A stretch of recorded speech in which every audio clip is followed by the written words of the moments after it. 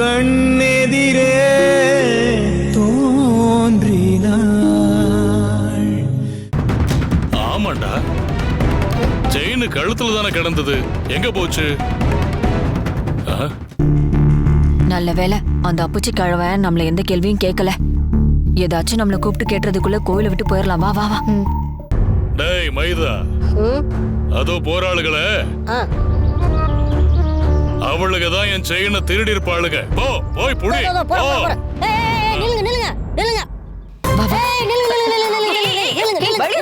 எங்க ஓட பாக்குறீங்க? ஏன் வழிய மறைக்கிற? வழிய விடியா, வழிய விடு.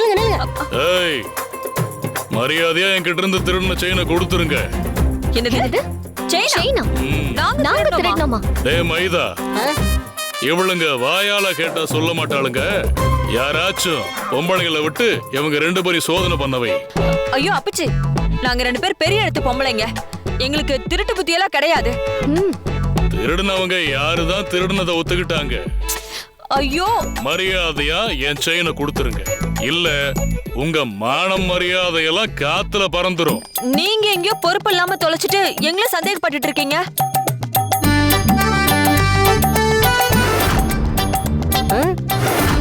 அப்புச்சி, செயின் கீழே கிடக்குது அப்புச்சி. இருங்க, நான் போய் எடுத்து வரேன்.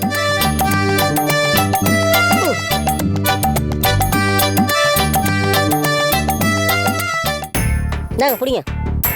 அப்புச்சி, உங்களை பார்த்ததும் இந்த வேலாயும் சூலாயும் திருடின செயினை கீழே போட்டுட்டு வந்திருக்காங்க. ஹே, என்னடா நீ பாட்டுக்கு இஷ்டத்துக்கு கதை அழுக்கிற? கொஞ்சமாவது லாஜிக்கா அழு. அப்புச்சி, இவங்களை நான் காட்டி கொடுத்ததுக்கு என்ன இங்கிலீஷ்ல பேசி திட்டுறாங்க. இவங்கள சும்மா விடாதீங்க. ஏய் திருட்டு களவாணிகளா, உங்களுக்கு ஏற்கனவே நான் சாணி தட்டுற தண்டனை கொடுத்தேன். அப்படியும் நீங்க திருந்துற மாதிரி தெரியல. என் கழுத்துல இருந்த செயினையே களவான்ற அளவுக்கு வந்துட்டீங்க. இனி உங்களை சும்மா விடக்கூடாது. என்ன பண்ணலாம்? ஏய் ஜக்கு, இங்க வா. ஐயா, எங்கடா போற? குப்பை அள்ளறவங்க வரலங்கய்யா, அதான் கூப்பிட போறேன். ஓ, ரொம்ப நல்லதா போச்சு. இன்னைக்கு ஊரு பூரா இவங்க 2 பேர் தான் குப்பை அள்ள போறாங்க. என்னது? நாங்க குப்பை அள்ளணுமா? அதெல்லாம் முடியாது, எங்களால முடியாது. அப்படி இல்லன்னா சாணி வரட்டி தட்டணும். அது உங்களால முடியுமா? ஏய் சும்மாறா. ஏய் திருடிகளா, நான் சொன்னதுதான். இன்னைக்கு ஊரு பூரா வீடு வீடா போய் குப்பையெல்லாம் நீங்க தான் அள்ளிட்டு வரணும். ஏய் ஜக்கு, ஐயா, கூட்டிட்டு போய் உங்க 2 பேரையும். வாங்கம்மா. நாங்களா போக மாட்டோம்.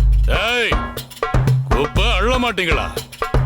இப்ப மட்டும் நீங்க குப்பை அள்ளல, அப்புறம் விஷயமே வேற மாதிரி மாறிடும். போங்க, கூட்டிட்டு போடா. வாங்கம்மா. போ போ. வாங்க. போங்க போங்க.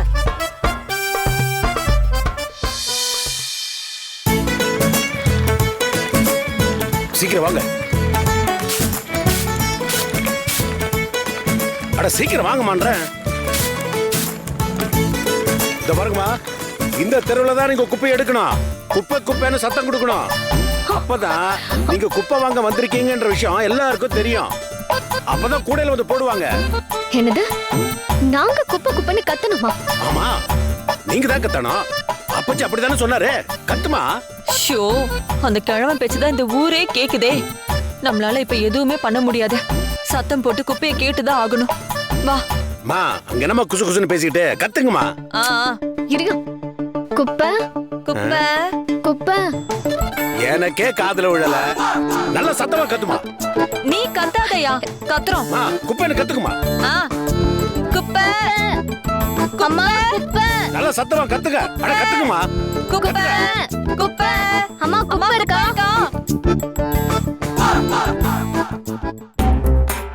போடுங்க. என்ன ஜக்கு, குப்பை வாங்குறதுக்காக புதுசா இவங்கள வேலைக்கு சேர்த்திருக்கியா? இல்லம்மா, இவங்க அப்பச்சியோட செயினை திருட பார்த்தாங்க. அதான் அப்பச்சி இவங்களுக்கு தண்டனை கொடுத்திருக்காங்க. களவாணிங்களா இவங்க? ஹே, எங்களை திருடின்னு சொன்ன அப்படியே குப்பை மூஞ்சில கொட்டிடுவேன். ஐயோ, திருட்டு களவாணிங்களுக்கு கோவத்தை பாரு. ஹே ஜக்கு, எங்களை ஏன் திருடின்னு சொன்ன? இன்னொரு வாட்டி எங்களை அப்படி சொன்ன உன் கையக்குள்ள உடைச்சிருவேன், பாத்துக்கோ. எங்களை பத்தி தெரியாது உனக்கு? மரியாதையா வாயை மூடிட்டு கூட வா, இல்லன்னா மண்டை அப்படியே பொளந்துருவேன். என்ன மன்னிச்சிருக்குமா, இனிமே வாயை திறக்க மாட்டேமா. அந்த பயம் இருக்கணும். வா வா. குப்பை குப்பை அம்மா குப்பை இருக்கா? குப்பைமா குப்பை இருக்கா?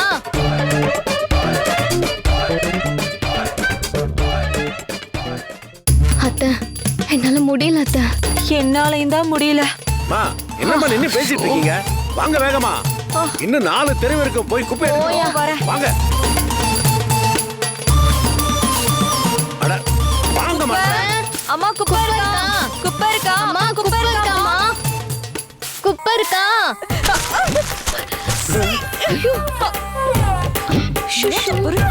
ஒரு அம்மா உங்களை களவாணின்னு சொன்னதுக்கு குப்பை தூக்கி அவங்க மூஞ்சில எடுப்பேன்னு சொன்னீங்கல்ல, அதான் கடவுளா பார்த்து உங்க மூஞ்சில அடிச்சிருக்காரு. ஹேமா, குப்பையை கொண்டு வந்து கையில கொடுக்க மாட்டியா? நீ பாட்டுக்கு மூஞ்சில அடிச்சிட்டு இருக்க. பேசாம போயிருங்க. இருக்கிற கோவத்துல சுடு தண்ணிய மூஞ்சில ஊத்திடுவேன். என்னத்த இது?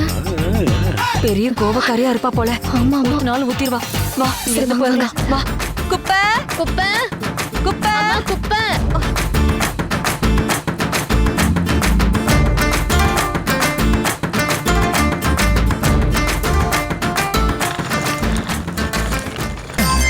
அத்தை, என்ன எல்லா குப்பை நானே வாங்கிட்டு இருக்கேன். நீங்க போய் வாங்குங்க. ஏண்டி இதுல கூட போட்டி போடுற? வா வாங்குற. வாங்கம்மா. குப்பை குப்பை இருக்கா? அம்மா குப்பை.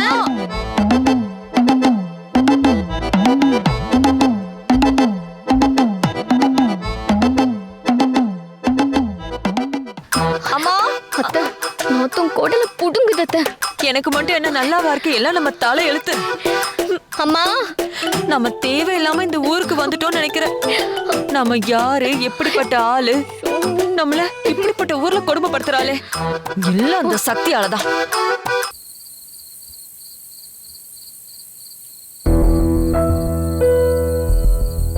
அப்பச்சி களி ரெடி. ரெடியா? ஆ சரி வா போலாம்.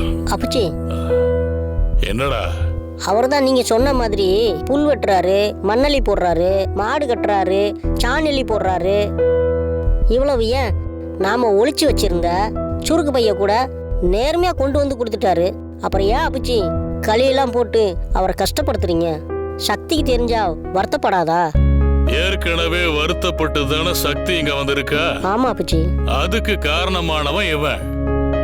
இனியும் அப்படி ஒரு நிலைமை அவளுக்கு வந்துடக்கூடாதுன்னு தான் நான் இப்படி எல்லாம் செஞ்சு அவனை தயார்படுத்துறேன். இதே மாதிரி என் பொண்ணு சீதா கோவிச்சிட்டு வந்திருந்தான்னா அப்பவே அந்த ரத்தனத்தை பெண்டெடுத்து சரி பண்ணி அனுப்பிச்சிருப்பேன். என் பொண்ணு வாழ்க்கையும் நல்லா இருந்திருக்கும்.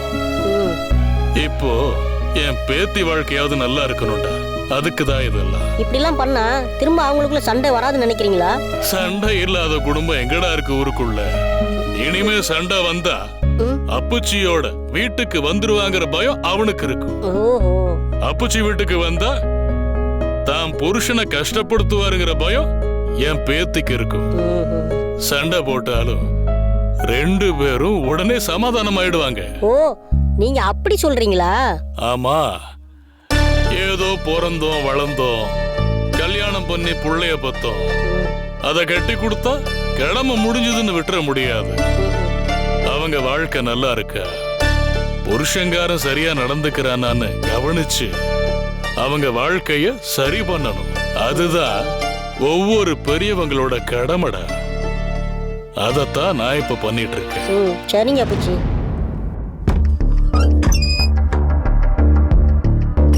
அப்பச்சி, சிவா தம்பி வந்துட்டாரு. சரி வா.